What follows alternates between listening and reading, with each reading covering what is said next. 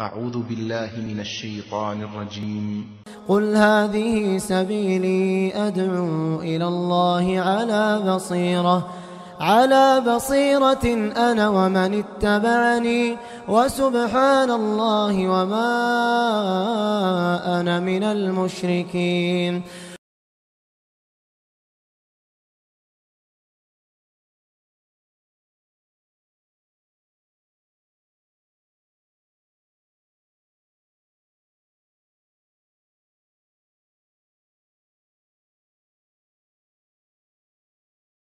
إن الحمد لله نحمده ونستعينه ونستغفره ونؤمن به ونتوكل عليه ونعوذ بالله من شرور أنفسنا ومن سيئات أعمالنا من يهده الله فلا مضل له ومن يضلل فلا هادي له وأشهد أن لا إله إلا الله وحده لا شريك له وأشهد أن محمدا عبده ورسوله.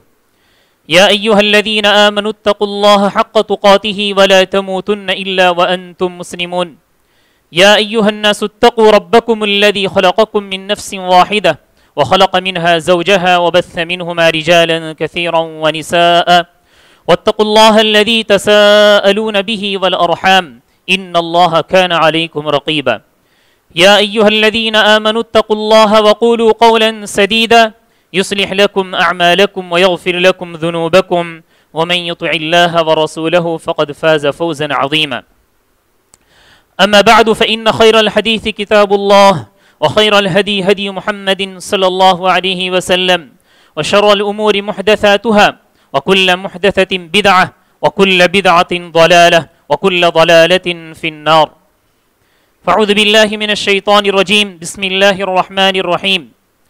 قل لن يصيبنا إلا ما كتب الله لنا.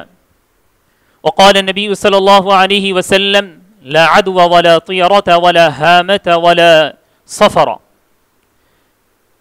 محترم بزرگوں، بھائیوں، پردہ نشین، باعزت ماؤں اور بہنوں،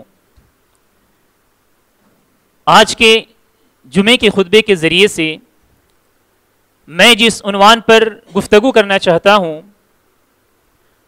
وہ ہے ایک ایسی صفت، ایک ایسی عادت جو انسان کے ایمان کو برباد کر دیتی ہے، جسے ہم بدشگونی کے نام سے جانتے ہیں. بدشگونی. ہم سب سے پہلے یہ معلوم کریں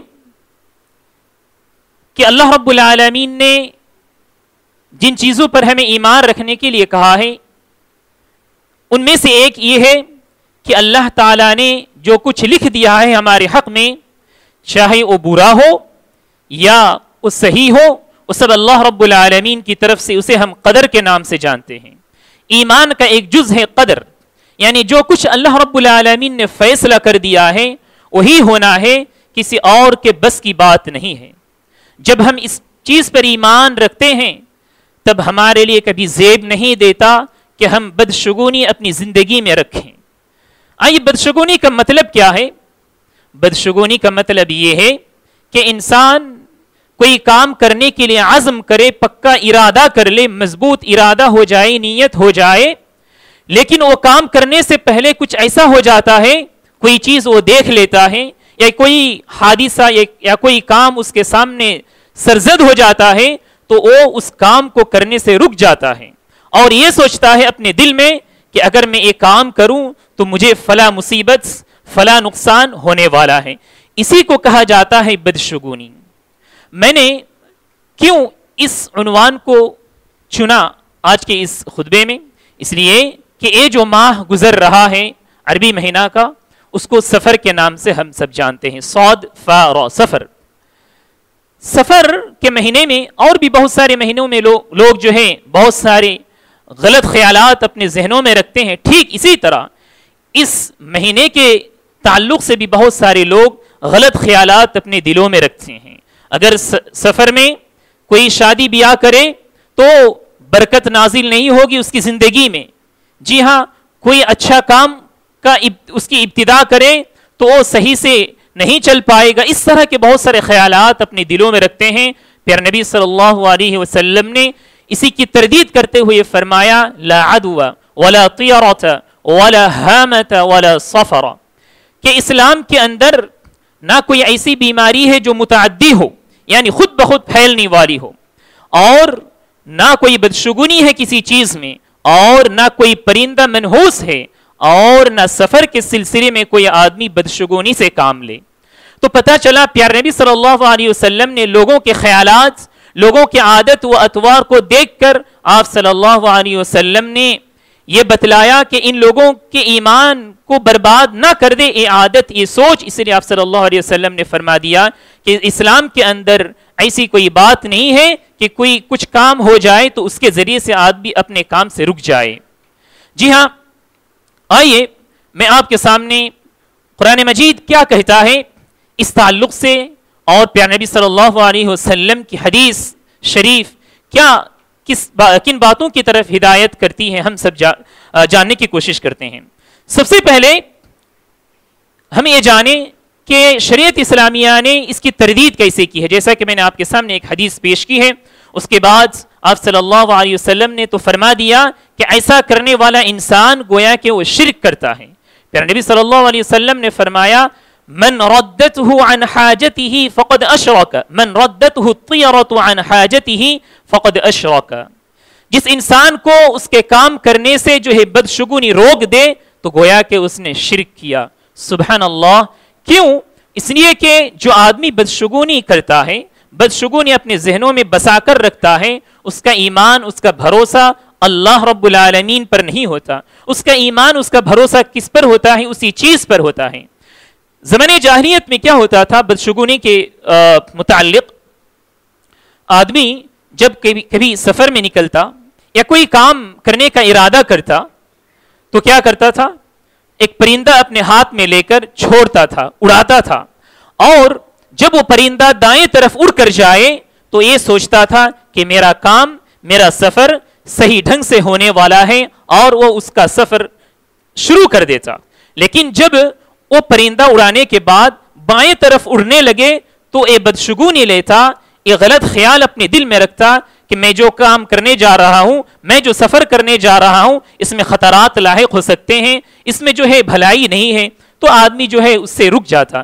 تو اسی کو بدشگونی کہا گیا ہے۔ بدشگونی ہمارے زمانے میں بھی، آج کے دور میں بھی ہم سب دیکھتے ہیں کہ اگر گاڑی کے سامنے سے بلی گزر جائے تو آدمی یہ سوچتا ہے کہ میرا سفر صحیح نہیں ہوگا، اور اگر کسی فقیر کو دیکھ لے، جی ہاں، کوئی یعنی ایسا انسان جس کو وہ کمتر سمجھتا ہے، اس کو اگر دیکھ لے تو یہ اپنے دماغ میں، اپنے دل میں یہ سوچتا ہے ارے میں صبح سویرے اور میں نے اس کام سے پہلے کیا چیز میں نے دیکھ لی، نعوذ باللہ من ذالک۔ یہ چیز، جی ہاں، یہ سوچ بالکل غلط ہے۔ پیارے نبی صلی اللہ علیہ وسلم نے ان تمام چیزوں کی تردید کر دی ہے۔ محترم حاضرین، ہمارے زمانے میں، یا تو پھر یوں کہہ لیجئے جس دیش میں، جی ہاں، جس دھرتی میں، جس زمین میں ہم زندگی گزار رہے ہیں، یہاں خالص اسلام والے نہیں ہیں سب کے سب، بلکہ دوسرے دھرم کے لوگ بھی یہاں رہا کرتے ہیں۔ تو دوسرے مذاہب کے جو اطوار ہیں، طور طریقے ہیں، وہ تمام طور و طریقے کہیں نہ کہیں ہمارے اندر بھی پائے جاتے ہیں۔ ٹھیک میں نے جو مثال آپ کے سامنے کہی کہ آدمی اگر دیکھے کہ اپنے گاڑی کے سامنے سے بلی گزر جائے تو سفر روک دیتا ہے، غلط خیالات پیدا کرتا ہے۔ دراصل یہ خیالات ہندوؤں کے پاس ہیں، یہ خیالات غیر مذہب لوگوں کے پاس ہیں۔ ایک مسلمان، ایک اسلام والے، ایک ایمان والے کے لیے زیب نہیں دیتا، اس کو تو چاہیے کہ قل لن یصیبنا الا ما كتب اللہ لنا، یہ کہہ دے کہ ہمیں تو وہی پہنچنے والا ہے، وہی لاحق ہونے والا ہے جو اللہ رب العالمین نے ہمارے حق میں لکھ دیا ہے۔ محترم حاضرین، کچھ اور نصوص میں آپ کے سامنے پیش کرتا ہوں۔ اللہ رب العالمین نے قرآن مجید کی آیت میں بتلایا ہے کہ لوگ پرانے زمانے میں انبیاء علیہم السلام بہت سارے آئے تو بہت سارے انبیاء علیہم السلام سے جو ہے لوگ بدشگونی لیا کرتے تھے۔ وہ کفار جو نبیوں کو نہیں مانا کرتے تھے، نبی ان کے پاس اپنا درد، اپنا جو ہے غم کو لے کر جاتا تھا ایک نبی، اور وہ نبی کہتے تھے کہ ایک اللہ کو مان لو، میری رسالت کو تم قبول کر لو۔ لوگ بدکتے تھے، بھاگتے تھے، نہیں مانتے تھے۔ وہ تو یہ کہا کرتے تھے اگر یہ چیز صحیح ہوتی، یہ چیز اگر سچی ہوتی تو ہم ہی اس کے حقدار ہوتے، کیونکہ ہم مالدار ہیں، ہم جو ہے منصب والے ہیں، تم غریب تم فقیر تک یہ چیز کیسے آ سکتی ہے؟ تو انبیاء علیہم السلام کو وہ لوگ کمتر سمجھتے تھے، تو انبیاء علیہم السلام کے بارے میں بھی لوگ جو ہے بدشگونی سے کام لیا کرتے تھے۔ میں آپ کے سامنے سورہ اعراف کی ایک آیت پیش کرتا ہوں۔ اللہ رب العالمین نے فرمایا فَإِذَا جَاءَتْهُمُ الْحَسَنَةُ قَالُوا لَنَا هَذِهِ وَإِن تُصِبْهُمْ سَيِّئَةٌ يَطَّيَّرُوا بِمُوسَىٰ وَمَن مَّعَهُ، کہ جب ان کے پاس کوئی بھلی بات ہوتی، کوئی اچھا کام ہو جاتا، تو وہ لوگ یہ کہتے ارے یہ تو ہمیں پہنچنے ہی والا تھا، یہ تو ہم پانے ہی والے تھے۔ لیکن جب کوئی غلط بات ہو جاتی، جب کوئی بری چیز واقع ہو جاتی، تو موسیٰ علیہ السلام کے بارے میں یہاں کہا ہے کہ موسیٰ علیہ السلام کے بارے میں وہ لوگ کہتے ارے یہ تو موسیٰ کی وجہ سے ایسا ہوا اور اس کے ماننے کی وجہ سے ایسا ہوا، چونکہ وہ لوگ ہمارے ساتھ رہتے ہیں۔ نعوذ باللہ من ذالک، یہ لوگ نبیوں کو بھی نہیں چھوڑا بدشگونی سے۔ محترم حاضرین، پھر نبی صلی اللہ علیہ وسلم نے حدیث کے اندر فرمایا ہے 4 چیزیں جاہلیت میں سے ہیں، یعنی 4 چیزیں یہ علم والوں میں سے نہیں ہے بلکہ بد علم، نا علم اور جاہلیت کی عادتوں میں سے ہیں۔ کہا آپ صلی اللہ علیہ وسلم نے اربع فی امتی من امر الجاہلیت لا یترکوہن، 4 چیزیں میری امت میں جاہلیت کے زمانے میں سے ہیں اور وہ 4 چیزیں میری امت چھوڑنے والی نہیں ہے۔ الفخر فی الاحساب، جی ہاں حسب نسب میں لوگ فخر کریں گے، میں سید خاندان سے ہوں، میں جو ہے فلاں فلاں خاندان سے ہوں۔ والطعن فی الانساب، اور حسب نسب میں طعن کرنا، جی ہاں برا بھلا کہنا، یہ بھی عادت رہے گی لوگوں میں۔ پھر کہا آپ صلی اللہ علیہ وسلم نے الاستسقاء بالنجوم، ستاروں سے جو ہے اپنی تقدیر کو جانچنا اور جو ہے بارش کا مطالبہ کرنا، والنیاحۃ، اور ماتم کرنا، نواح کرنا۔ اس کے اندر اللہ رب پیارے نبی صلی اللہ علیہ وسلم نے فرمایا کہ لوگ جو ہے ستاروں کے ذریعے سے بھی لوگ اپنی جو ہے تقدیر کو لوگ جانچیں گے۔ پیارے نبی صلی اللہ علیہ وسلم نے ایک مرتبہ صحابہ اکرام رضوان اللہ علیہم اجمعین کے سامنے کہا، سب لوگ بیٹھے ہوئے تھے، آپ صلی اللہ علیہ وسلم کی عادت تھی فجر کی نماز کے بعد کوئی اچھی بات ہوتی تو آپ صلی اللہ علیہ وسلم پوچھا کرتے تھے، اگر کوئی خواب ہوتا تو آپ صلی اللہ علیہ وسلم اس کے بارے میں کہا کرتے تھے۔ ایک مرتبہ آپ صلی اللہ علیہ وسلم نے فرمایا هل تدرون ماذا قال ربكم، هل تدرون ماذا قال ربكم، کیا تم جانتے ہو تمہارے رب نے کیا کہا ہے پچھلی رات؟ تو صحابہ اکرام کی جو عادت تھی، آپ صلی اللہ علیہ وسلم جب اس طرح کے سوالات کرتے تو آگے بڑھ کر جواب نہیں دیتے، بلکہ اس امید میں رہتے کہ آپ صلی اللہ علیہ وسلم سے کوئی اچھا جواب ہمیں مل جائے۔ تو صحابہ نے فرمایا کہ ہم اللہ اور رسولہ عالم، اللہ اور اس کے رسول ہی بہتر جانتے ہیں۔ پھر آپ صلی اللہ علیہ وسلم نے فرمایا کہ اللہ رب العالمین نے فرمایا کہ ہمارے بندوں میں سے کچھ بندے ایسے ہیں جو مجھ پر ایمان رکھے اور ستاروں کو انکار کر دیے، کافر ہو گئے، اور چند بندے ایسے ہیں جو میرے تعلق سے کفر کیے اور ستاروں پر ایمان لائے۔ کہا وہ کون ہیں؟ آپ صلی اللہ علیہ وسلم نے فرمایا جن لوگوں نے کہا مطرنا بفضل اللہ ورحمتہ، یہ جو رات آسمان سے بارش برسی تھی یہ اللہ رب العالمین کے فضل و کرم سے برسی تھی، ایسے کہنے والے گویا کہ مجھ پر ایمان لائے اور ستاروں کو ٹھکرا دیا، ستاروں پر ایمان نہیں لائے۔ اور جو لوگ مطرنا بنوع کذا و کذا، جن لوگوں نے کہا کہ فلاں فلاں ستارے کی وجہ سے آسمان سے بارش برسی ہے، تو ایسے لوگ مجھ پر کفر کر دیے، مجھے انکار کر دیے اور ستاروں پر ایمان لائے۔ تو محترم حاضرین، اس سے بھی پتہ چلتا ہے بدشگونی بالکل غلط ہے۔ جی ہاں، جو بھی مصیبت ہو، جو بھی فائدہ ہو، سب اللہ رب العالمین کی طرف سے ہے، اسی پر ہمیں ایمان رکھنا ہے۔ پھر نبی صلی اللہ علیہ وسلم نے ایک اور حدیث میں فرمایا لیس منا من تطیر او تطیر لہ، ہم میں سے نہیں ہے وہ شخص جو بدشگونی کرے اور وہ شخص جس کے لیے بدشگونی کی جائے وہ ہم میں سے نہیں ہے۔ سبحان اللہ، پیارے نبی صلی اللہ علیہ وسلم گویا کہ ایسے انسان کو مسلمان کی جماعت سے نکال باہر کر رہے ہیں، اور وہ آدمی کتنا بد نصیب ہے جو اس طرح کے خیالات کو، اس طرح کی سوچ کو اپنے دلوں میں رکھتا ہے۔ اسی طرح حضرات آپ صلی اللہ علیہ وسلم نے تو اور بڑی بات کہہ دی کہ عبادت کبھی کبھار قبول نہیں ہوتی اس طرح کے خیالات رکھنے والے انسان کی۔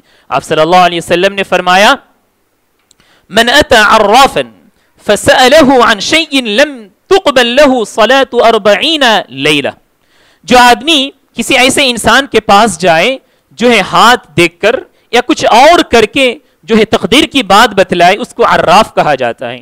اس کے پاس جائے اور وہ جو بات بھی کہے اس کو قبول کر لے، اس پر ایمان لا لے. سبحان اللہ. آپ صلی اللہ علیہ وسلم نے فرمایا کہ ایسے انسان کی 40 دن کی نماز قبول نہیں ہوگی، مقبول نہیں ہوگی. سبحان اللہ.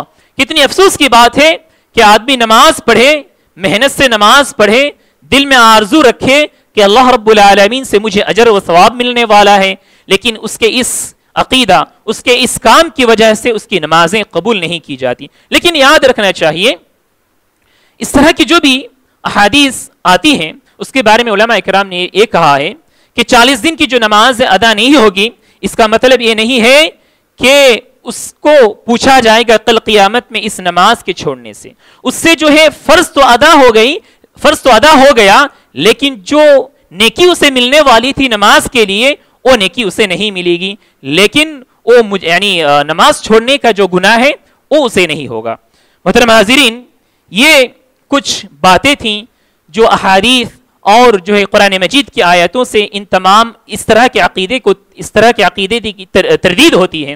اب آئیے میں آپ کے سامنے کچھ ایسی باتیں کہتا ہوں کہ اللہ رب العالمین نے پیارے نبی صلی اللہ علیہ وسلم کے ذریعے سے اس عقیدے کی جو تردید کی ہے، اس کے پیچھے کیا سبب ہے؟ اس کے پیچھے یہی وہ سبب ہے اور یہی وجہ ہے کہ انسان کا ایمان کھوکھلا ہو جاتا ہے. انسان کا ایمان اللہ رب العالمین پر بھروسہ اور ایمان کمزور سے کمزور تر ہو جاتا ہے. پیارے نبی صلی اللہ علیہ وسلم نے قرآن مجید کی آیات لوگوں کے سامنے پڑھ کر بتلائی اور صلی اللہ علیہ وسلم نے فرمایا، یعنی قرآن مجید کی آیت قُلْ لَا أَمْلِكُ لِنَفْسِي نَفْعًا وَلَا ضَرًّا إِلَّا مَا شَاءَ اللَّهُ. اے نبی آپ کہہ دیجئے کہ میں اپنے لیے نہ کسی نقصان اور نہ کسی فائدے کا مالک ہوں، اس پر اختیار رکھتا ہوں. لا املک لنفسی نفعا ولا ضرا الا ما شاء اللہ. لیکن اللہ رب العالمین جو چاہے وہی مجھے لاحق ہونے والا ہے. ولو كنت اعلم الغیب لاستكثرت من الخیر. اگر مجھے غیب کا علم ہوتا تو میں بہت سارے خیر کی باتیں اور بہت ساری ایسی باتیں، ایسے کام اپنا لیتا جو اچھے ہیں. تو اس سے پتا چلا نہ پیارے نبی صلی اللہ علیہ وسلم کو غیب کا علم تو نہیں تھا، یہ سب ہم جانتے ہیں، لیکن آپ صلی اللہ علیہ وسلم کے ہاتھ میں نفع و نقصان کا کوئی اختیار نہیں تھا. تو ہم کیسے یہ کہہ سکتے ہیں کہ فلاں پیر، فلاں درگاہ، فلاں مزار میں اگر کوئی آدمی جائے گا تو اسے فلاں چیز حاصل ہو سکتی ہے، فلاں بابا کے پاس یہ طاقت ہے، فلاں بابا کے پاس یہ صلاحیت ہے، اس کے ذریعے سے آپ کی مصیبت کو دور کر سکتے ہیں. نعوذ باللہ. پیارے نبی صلی اللہ علیہ وسلم کی ذات سے بڑھ کر نہ کوئی ذات آئی ہے اس دھرتی میں اور نہ کل قیامت تک کوئی ایسی شخصیت آ سکتی ہے. محترم حاضرین، اسی طرح قرآن مجید کی ایک اور آیت میں آپ کے سامنے رکھوں.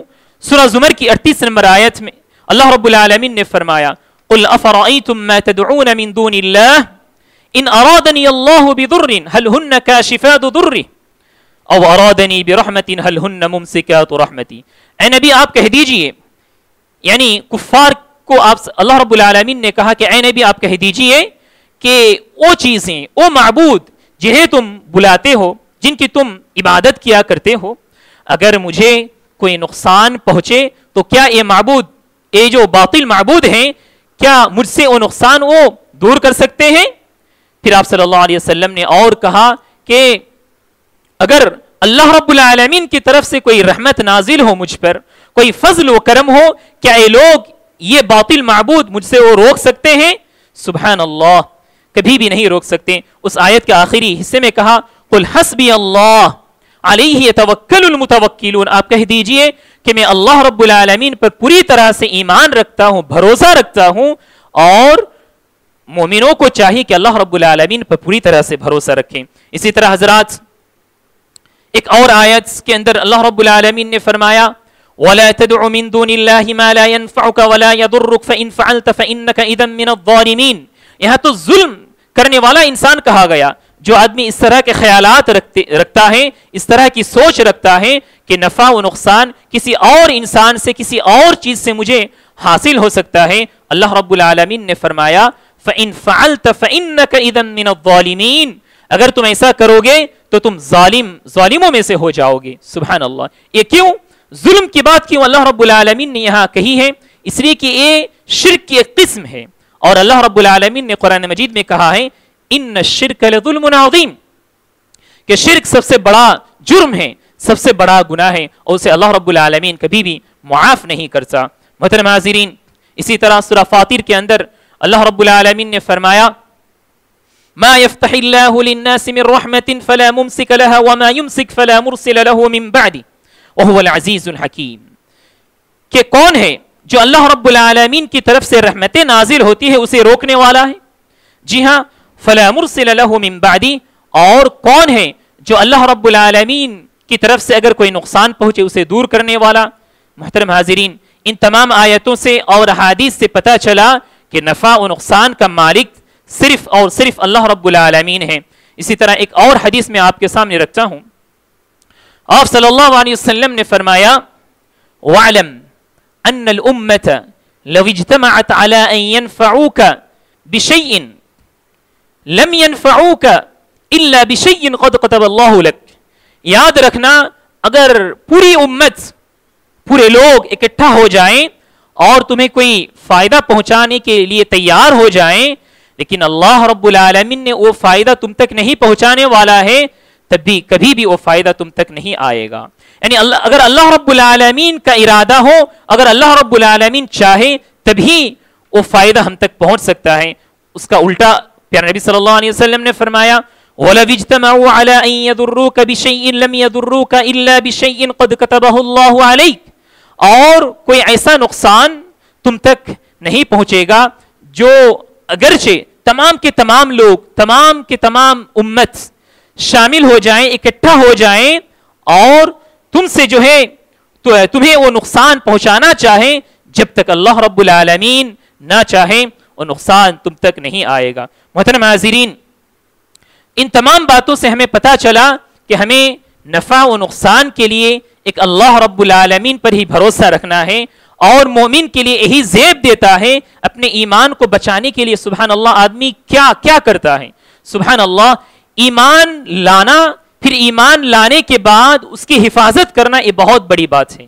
جی ہاں، ایمان کی حفاظت کرنے کے لیے جو تمام ذرائع ہیں، ایمان کو بڑھانے کے لیے وہ تمام اسباب، جی ہاں، جن کے ذریعے سے ایمان میں اضافہ ہوتا ہے، ایمان کا نشو و نما ہوتا ہے، ہم تمام کو چاہے کہ ان چیزوں کو اپنائیں. جیسا کہ قرآن مجید کی ہم تلاوت کریں.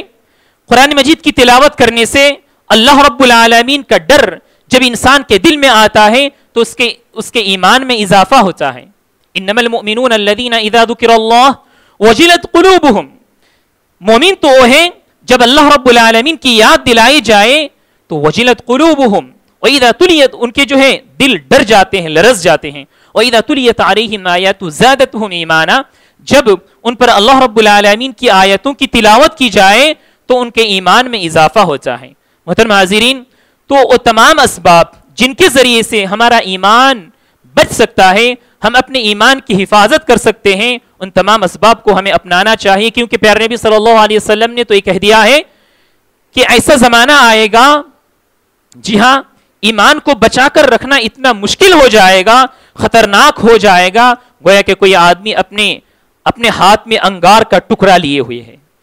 سبحان اللہ. تو ایمان کی حفاظت اور اس کے لیے ہمیں کتنا فکر مند ہونا چاہیے، ہمیں جو ہے اس کی طرف توجہ دینی چاہیے. محترم حاضرین، ہمارا معاشرہ جس کے اندر ہم جی رہے ہیں، بس رہے ہیں، جی ہاں، خود ہم سدھر جائیں یہ کافی نہیں ہے، بلکہ ہمارے ساتھ وہ بھائی جو رہتے ہیں، بستے ہیں، جیتے ہیں، کھاتے پیتے ہیں، بزنس میں ایک ہی ساتھ رہتے ہیں، وہ درگاہ کی طرف جا رہا ہے، جی ہاں، وہ مزار کی طرف جا رہا ہے، وہ کسی اور کے لیے منت مان رہا ہے، چادر چڑھا رہا ہے، لیکن ہمیں کوئی فکر نہیں ہے.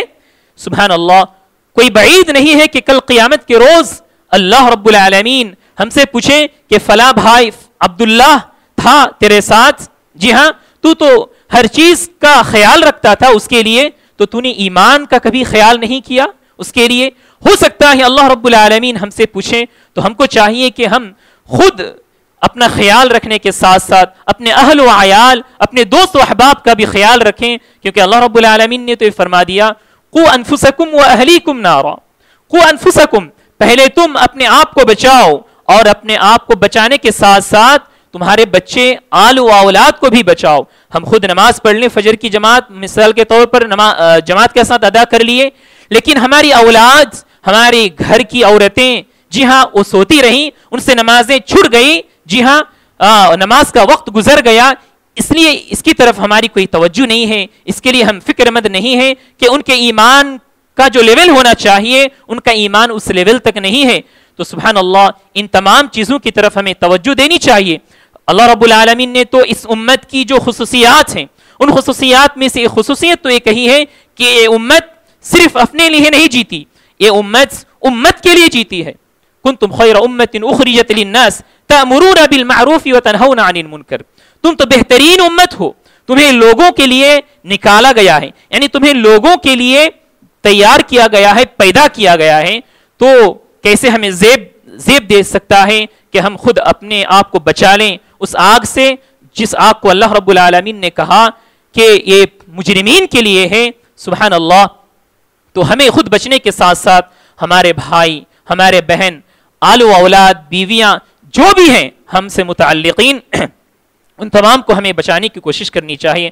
خلاصہ کلام یہی ہے، آج کے خطبے کا پیغام یہی ہے، یہ جو سفر کا مہینہ ہے، اس سفر کے مہینے میں جو لوگ بدشگونی سے کام لیتے ہیں، غلط خیالات رکھتے ہیں، جی ہاں ان تمام لوگوں کو چاہیے کہ اس طرح کے خیالات کو اپنے دل و دماغ سے نکال دیں، اور ساتھ ہی ساتھ اپنے دوست و احباب کو بھی بتلائیں کہ اس طرح کی کوئی سوچ، اس طرح کا عقیدہ رکھنا بالکل غلط ہے، ایمان کو برباد کر دینے والا عقیدہ ہے۔ ہم اس طرح کی جو ہے اس طرح کے پیغام کو دوسروں تک بھی پھیلائیں۔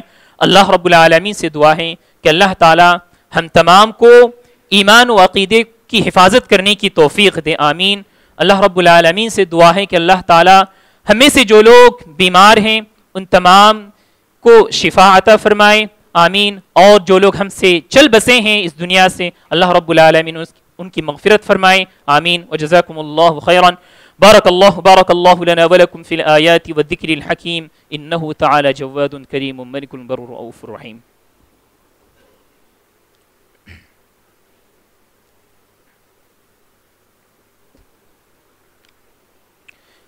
إن الحمد لله نحمده ونستعينه ونستغفره ونؤمن به ونتوكل عليه ونعوذ بالله من شرور أنفسنا ومن سيئات أعمالنا من يهده الله فلا مضل له ومن يضلل فلا هادي له وأشهد أن لا إله إلا الله وحده لا شريك له وأشهد أن محمدا عبده ورسوله أما بعد فإن خير الحديث كتاب الله وخير الهدي هدي محمد صلى الله عليه وسلم وشر الأمور محدثاتها وكل محدثة بدعة وكل بدعة ضلالة وكل ضلالة في النار اللهم صل على محمد وعلى آل محمد كما صليت على إبراهيم وعلى آل إبراهيم إنك حميد مجيد اللهم بارك على محمد وعلى آل محمد كما باركت على إبراهيم وعلى آل إبراهيم إنك حميد مجيد اللهم انصر من نصر دين محمد صلى الله عليه وسلم واجعلنا منهم آمين واخذل من خذل دين محمد صلى الله عليه وسلم ولا تجعلنا منهم آمين عباد الله رحمني ورحمكم الله إن الله يأمر بالعدل والإحسان وإيتاء ذي القربى وينهى عن الفحشاء والمنكر والبغي يعظكم لعلكم تذكرون ولذكر الله تعالى أعلى وعز وأتم وهم وأكبر الله أعلم ما تصنعون